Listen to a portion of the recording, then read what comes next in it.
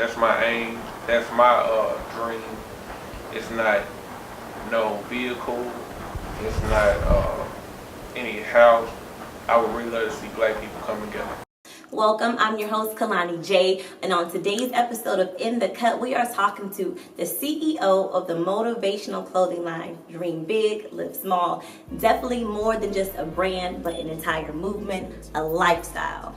Today, we've got Garrett Sudds. You may know him as G Sudds, and he is in the cut. G Sudds, I'm so excited for you to be here. Nah, man, it's an honor. I could never thank you enough. Nah, for sure. It's been a long time. How are you? I'm doing amazing. Life is great. Life is good, man. Congratulations and whatnot. This is very dope. You know what I'm saying? In the cut with Kalani J.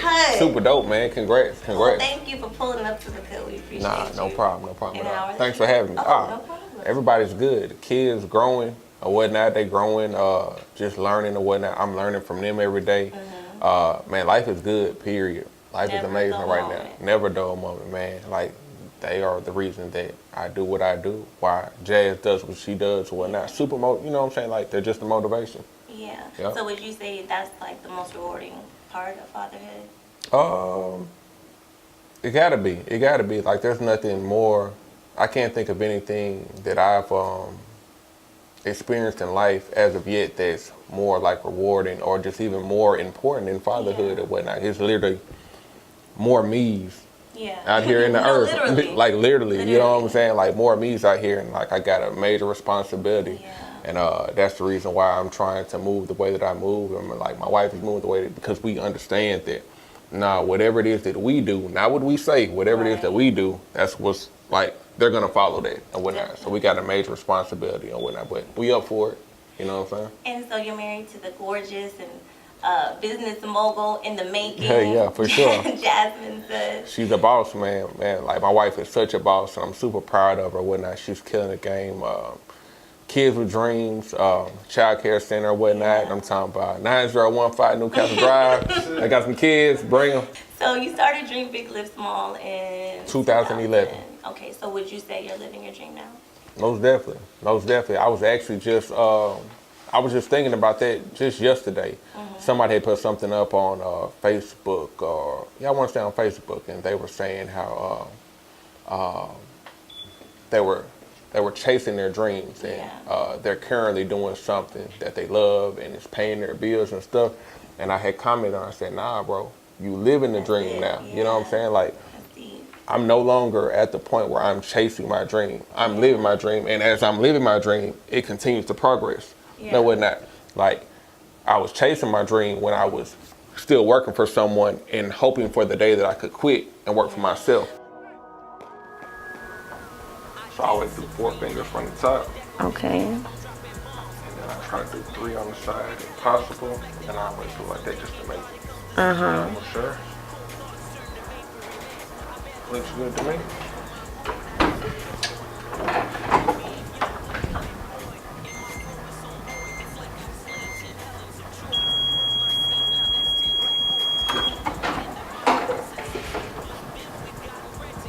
So how satisfying is that?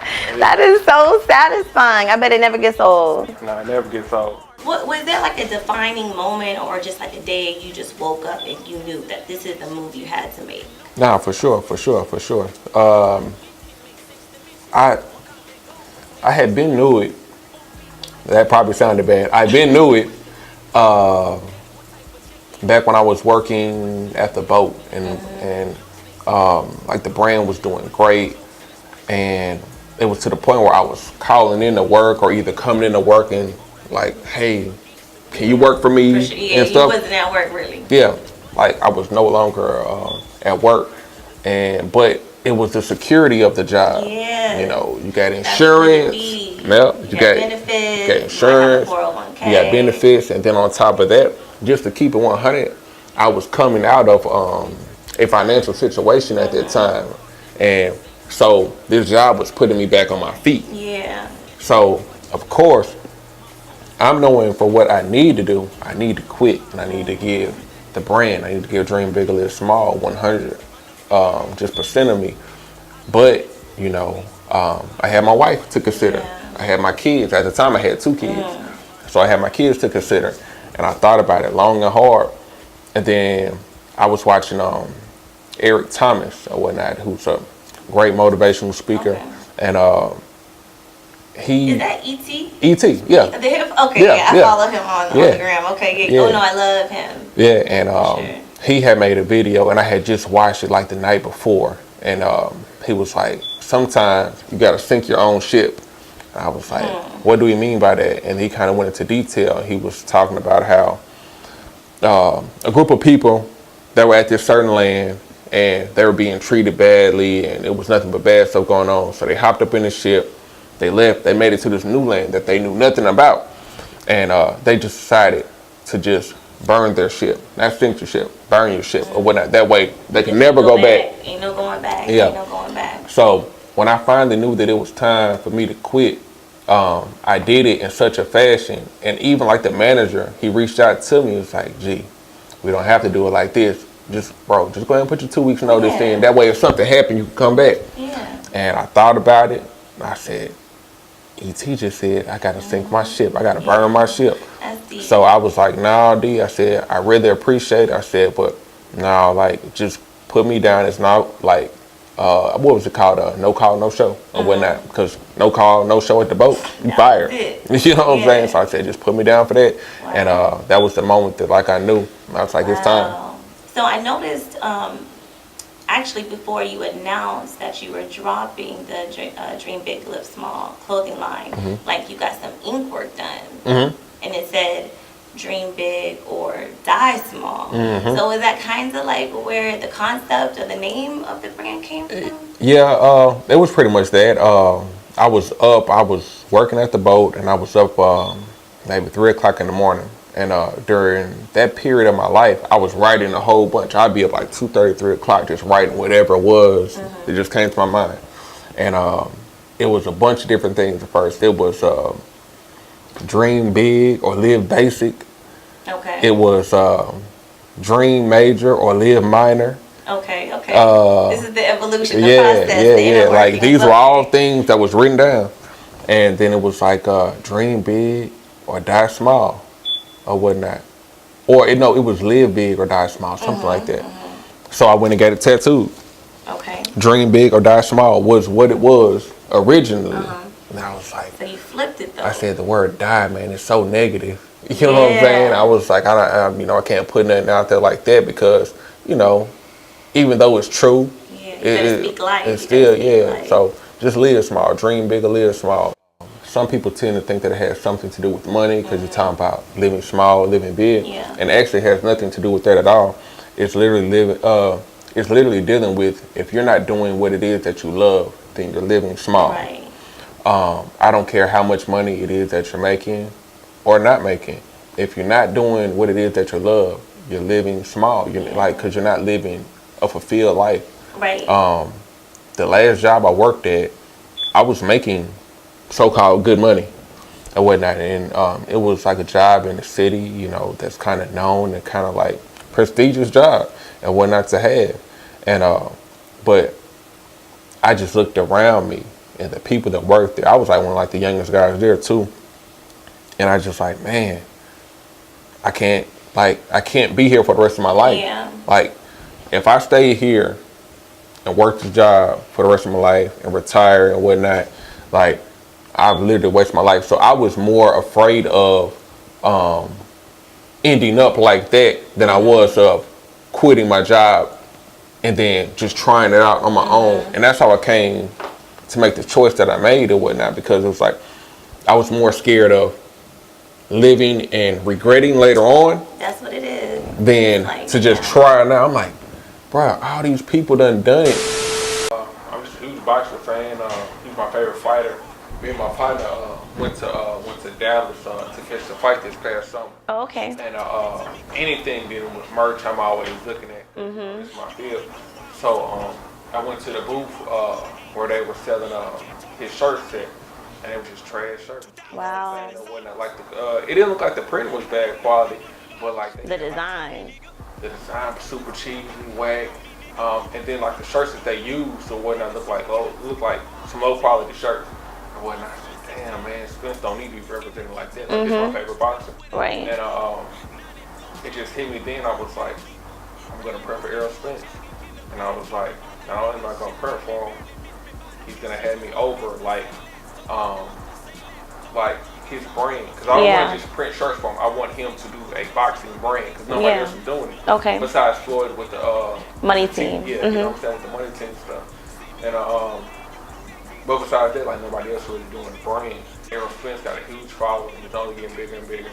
I said, we can put out some fresh designs and really, you know, like, this is just one of them. This is the first one. We got like 4 other ones and whatnot.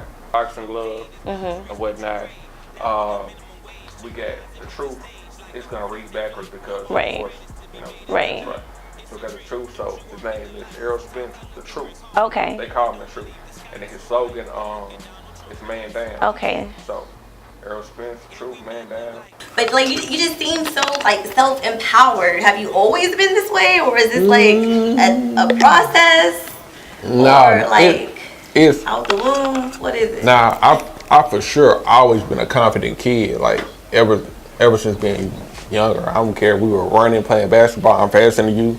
I'm better than you. I can shoot better than you. So I've always kind of been like that. But not like on a crazy sense or whatnot. Just but a sureness of self. Like you were just sure of yourself. I wasn't always sure of myself though. There were times in my life where I was wondering, like, man, am I gonna end up being anything in life? So there were times when I wasn't really sure. But being around the right people, having the right group of friends, stuff like that, like all my friends are like brothers anyway and whatnot. And so where at times I may be down, not feeling really on it, another brother may be doing good and be like, nah bro, come on man, let's, you know, like, let's get it. You know what I'm saying? So good support yeah, system. you know, definitely being around the right people. Just a support system, whatnot, just having the right people around me. And then, like I say, now I listen to rap still, but it used to be like 100% rap all day, every day. Like that's what, like that. But now it's probably like 40% rap now, and 60% like self-affirmations. Oh wow. And like motivational speaking, Yeah. because I know what the brand is destined to do. Right. And in order for me to get it to that level, I got to be very cognizant of what I'm listening to at all times. Yeah. And so I listen to, wake up every morning, you know, just affirmations. Man, today's a beautiful day. I feel amazing. I'm healthy. My kids are healthy. My wife is healthy. Man, I'm making money. I'm a money magnet. The money comes to me. You know what I'm saying?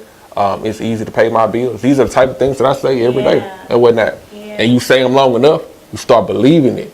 You start believing it, then that's when, like, you'll manifest it. Right. Like, whatever way that, and like I've learned that for sure. If I haven't learned anything else in life, whatever way that you feel the most, that's what you're going to bring to your life. Like, so what you, it's like the you know, the laws of what you attract. The law of attraction, yeah. That's Yeah. it. That's it. Definitely. And then also too, like, you know, your words are seeds. Oh, facts. You know, and if they fall on good ground, you'll have a good harvest.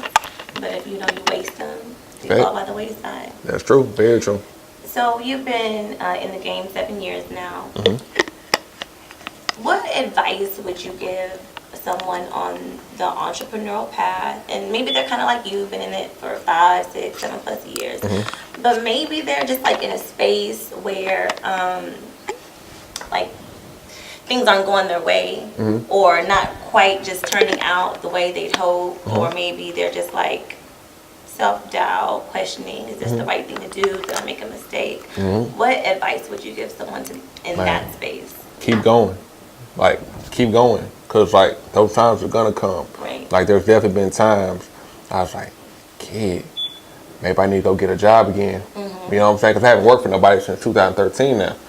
And there were, you know, I think 2014, and that didn't even cross my mind. Around 2015, it got kind of tight. You know what I'm saying? I said, damn. And I remember actually going to look for a job. Okay. And but every time I would go look for one, I would never get it. And I have an excellent work resume. Just being real, I have an excellent work resume, but they would not call me. And then every time I would take that as a sign, like, man, God is just saying, go harder. Blocking it, Go harder, or whatnot. Yeah. And so I'll go harder. So I would tell anyone who's going through any type of tough times, or when you come across those tough times, just to simply keep going, keep believing in yourself, speak of yourself, speak of your life, speak of your business daily, not every other day, daily. It needs to get to the point where it's really just replaying in your mind. Yeah. It's just on autopilot. Like in the back of my mind, you're gonna make it. Your brand finna be big, whatever it is that you're doing. Yeah. You know, it needs to get to that point. For sure. And I was at a place where I had like a lot of self-negative thinking. So I definitely, like when you say those kind of things, like it definitely resonates because just like a lot of doubt, fear is paralyzing. I know you say fear is not real, but when you in it, it felt real. But Pete, every design that I've ever done, I did it because it was personal to me. Like this isn't stuff that I'm just putting on T-shirts just for the heck of putting on T-shirts or because no, it means something to me. Like when I put fear is not real, it's because the thing that held me back for as long as it did for me quitting or stepping out and betting on myself was fear. Sure. I was like, cuz man, I know I'm making this much. Like my check look like this every 2 weeks. Out top, guaranteed. Yeah, I made this much with the brand last week, but what if I don't? It be that fear or whatnot. So once I was able to kind of just overcome that, I was like, fears. Because as soon as I overcame it, it was like, I don't even think about how I'm gonna pay I know how I'm gonna pay my bills. I'm gonna sell it. It'll hold you back. So you've had a lot of success and definitely longevity with your brand. Shreveport is a hard market. A lot of clothing lines come and go. You know, here today, gone the next. But you've had longevity and you've had this success. What do you think you've had? Why do you think you've seen your growth as you have? I think it go back to what I said just a while ago. I just stuck with it. Yeah. Like a lot of people, whenever times get tough, and like maybe people weren't buying how they used to buy or whatnot, you know, because maybe I'm not sure what it could be. It could be pride. You know, they ain't buying from me like they was. You know, let me just stop. I ain't finna keep on posting pictures and that mug ain't getting no likes. Cause that's the kind of world we're living in right now. You know what I'm saying? I put a picture out and people determine, you know, like the likes that they get or the amount of likes they get on if it was a success. Have such a good grasp on social media. Like it seems like your promotion, your marketing the brand, like you just got a good handle on it. But like why do you think how important is social media in your business? Social media is everything. I can't fake or whatnot. We was just talking about it earlier. Social media changed the game. Yeah. In like all ways, in a bunch of great ways and some bad ways too, or whatnot. But that's on us what we want to use it for. Right. I became a full-time entrepreneur with social media. Yeah. You know what I'm saying? And that's just being honest. And I've seen plenty others that have become, you know, businessmen, businesswomen strictly through social media. So you got someone coming up in the game, and how would you tell them to like grasp the power of social media? Take advantage of it. Remember, number one thing, remember that you are your brand, basically, you know.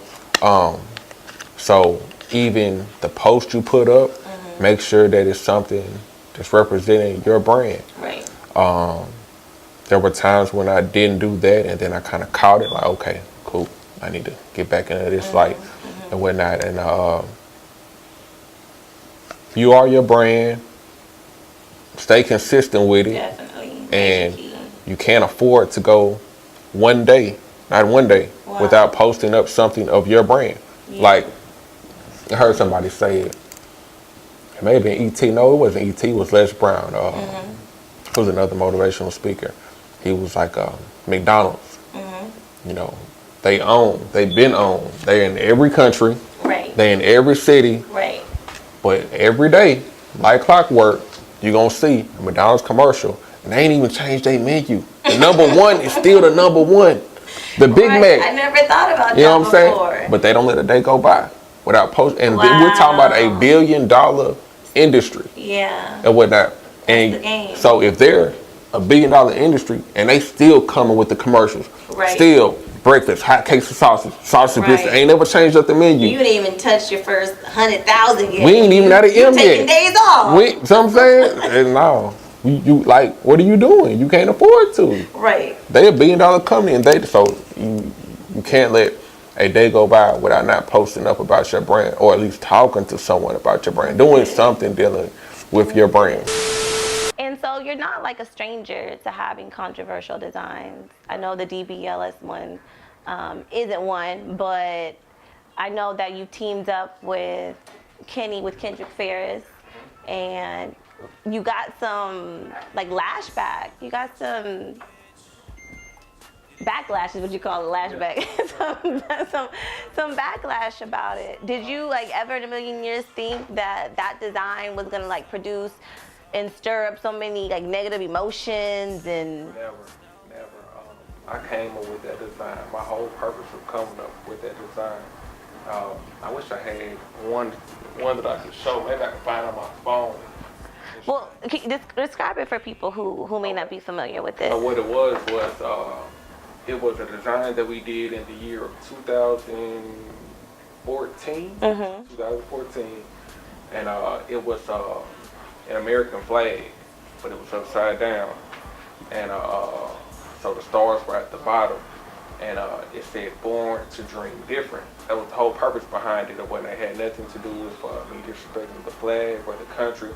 It was simply upside down, just to deal with the point of the name of it, which was "Born to Dream Different." So Kendrick, who's one of my good friends, we were out, and I said, "Hey man, like I want to do like a photo shoot with you in it." And at the time, I was taking my own pictures, and we went downtown Shreveport, took some pictures. Pictures turned out nice. So the next day, he posted them, and then I posted them as well. And at first, everything was all good. I'm talking about he's getting, Kendrick. He got he has a huge following. He's getting all type of hits like, "Hey bro, like I need that sweater." He's telling everybody, "Get my man, get my bro, dream big, a little small." Right. So I'm getting all type of inboxes. I'm getting crazy sales, like, and just inquiries. Like, I'm like, "Heck yeah, this is good." So all of a sudden, somebody on the post goes completely left with it. Like, that's complete disrespect of the flag. You're disrespecting our country. And so I came on there kind of clear. I said, "Nah, man, I didn't mean any disrespect. Right. It's just saying born to dream different. So the flag is normally this way. I'm gonna put it at a different angle. Right. Just saying born to dream different." That wasn't enough. And that turned into that person tagging in other people, and then tagging in some skinhead groups, and the whole nine. Wow. And next thing you know, they were on Kendrick's post calling him a nigger, calling me a nigger. I got death threats, the whole nine. Wow. Had anything happen like that before to you? No. First time, it totally caught me by the wayside, because, like I said, 1 minute it was, "Oh yeah, man, let me get 2 of those, let me get 3 of those," to, your life. Nigga, go back to Africa. Wow. And I'm the type of person, just for one, because I know it's the internet, I was laughing at it and whatnot, but at the same time, I was just like, man, this is really crazy. Yeah. These just bring out people's true colors. Right. And so I got all type of inboxes, but that was also one of hands down one of our biggest sellers. Wow. So many people were coming on there and talking down and whatnot. There were just as many people who wanted to support, right? Like, what's up? Hey, let me get 4 of them joints. You know what? Did that whole experience, did that change your outlook and your perspective and your way of thinking after that?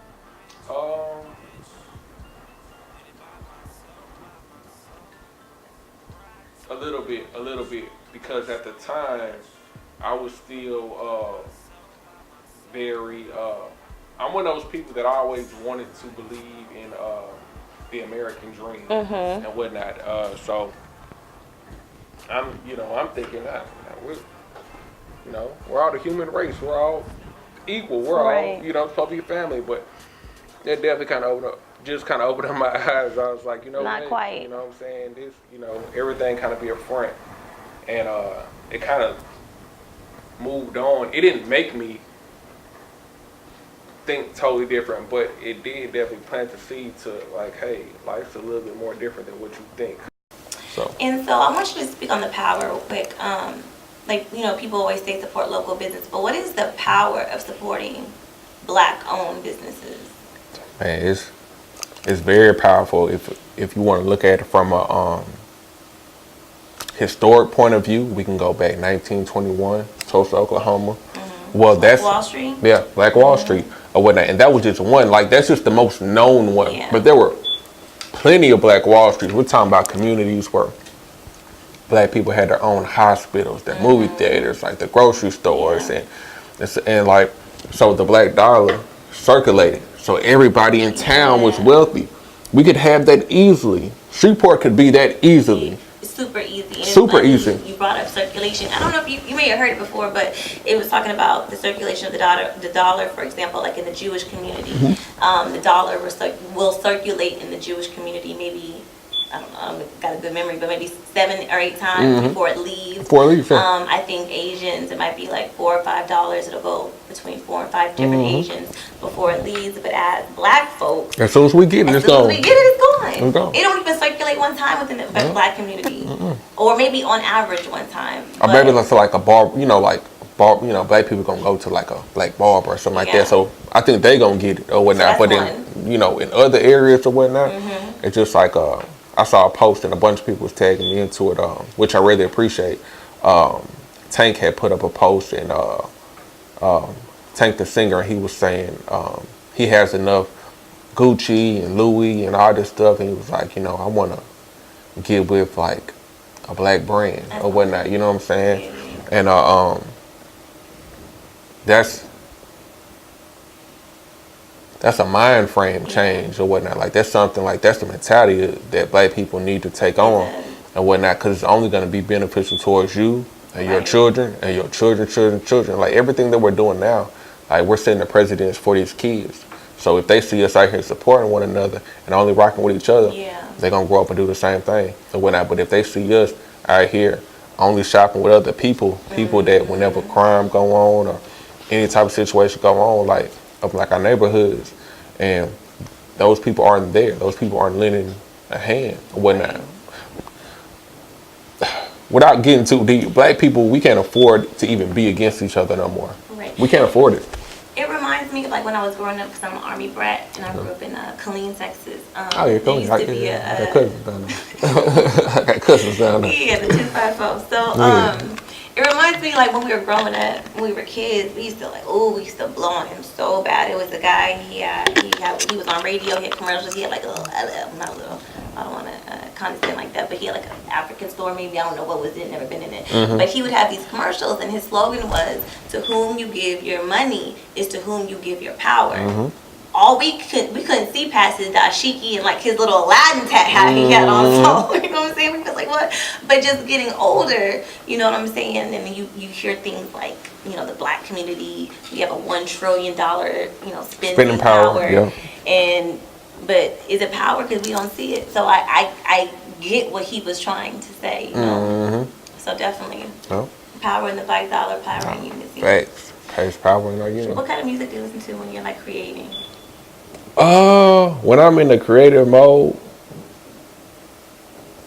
I'm really all over the place. It just depends on what type of mood I'm in. Right now, as far as just rap, I'm listening to Nipsey Hussle real hard. It's a song he got called Ocean Views. It's off of his not the Victory Lap CD, but the project before that. I want to say Crenshaw and Slauson or something like that. And Ocean Views. And I like that song so much and whatnot. And the song is dope, but the video, it's like you can really see it and whatnot. It's like he's waking up in the morning and he got breakfast, and it's like this beautiful view, because it's called Ocean Views and whatnot. And he's just getting his day started, and he's talking about life and whatnot. But there's one particular line in his song. He was like, he's on the beach, and he was like, "Look at this world, young nigga, it's really yours." Like, that's my favorite line in the whole song, because the way he said it, it was just like, he's trying to tell you. Yeah, and whatnot. He's saying like everything, because like he's waking up just mad plush hotel. Not that even it's even about materialism, but just that we can manifest whatever it is that we want. You could be here too. Yeah. You can get this too. Yeah. He was like, "Look at this world," you know what I'm saying? Man, it's really yours. And whatnot. And man, ever since that was 2013, maybe 14 when I heard that song or whatnot. But I still listen to that song every day, just because I want to hear that every day, because that's how I feel. Yeah. So do you listen to any new artists?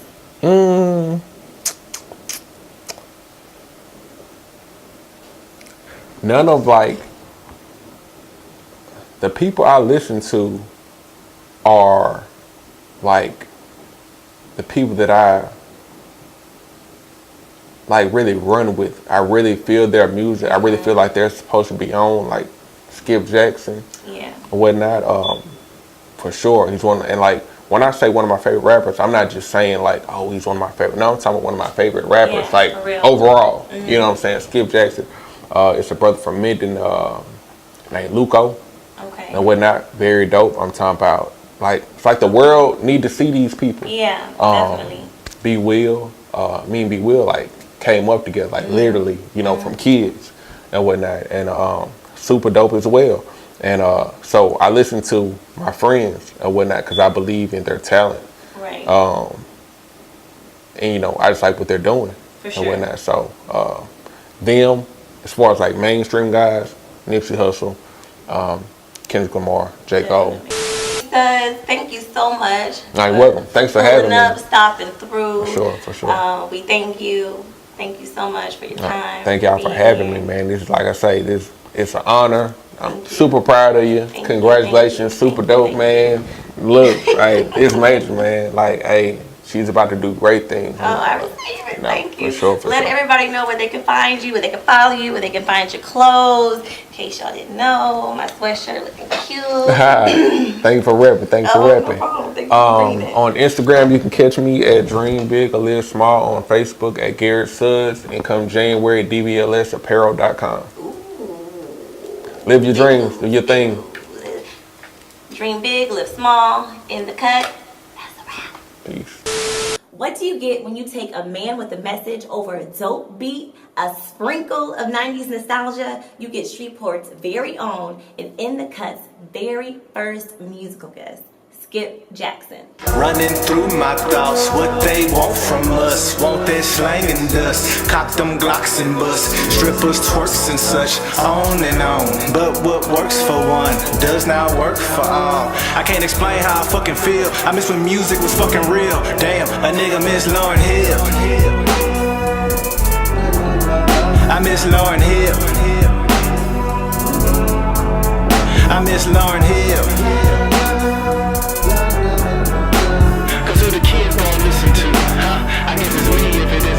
A nigga miss Lauryn Hill. Damn.